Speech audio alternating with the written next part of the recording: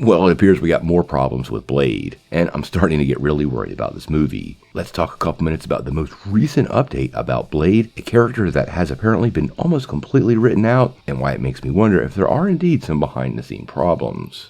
Well, as many of you remember, when we saw the Eternals, we got a post-credit scene that involved Kit Harington's Dane Whitman finding the Ebony Blade. Now, in the scene, we heard a voice off-camera, and this was the first time Mahershala Ali's Blade had made his presence felt in the MCU.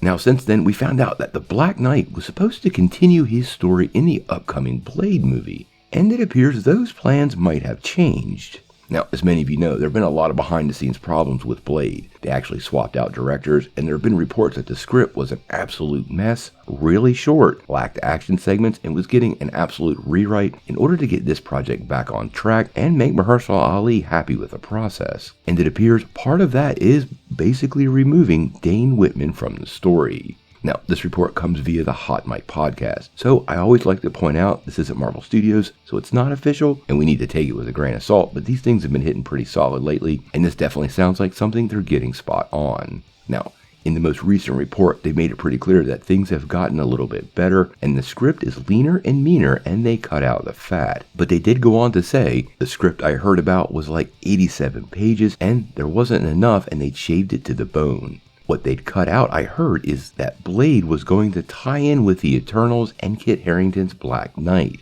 Black Knight's not really involved in the Blade thing anymore. They may be recasting a few parts, including maybe the daughter. Was there like a 14-year-old girl? They may recast that. Now, if you think about this, some of the rewrites and Ali's desire for the project, it does make a lot of sense that the Black Knight's role has been reduced or even completely scrapped.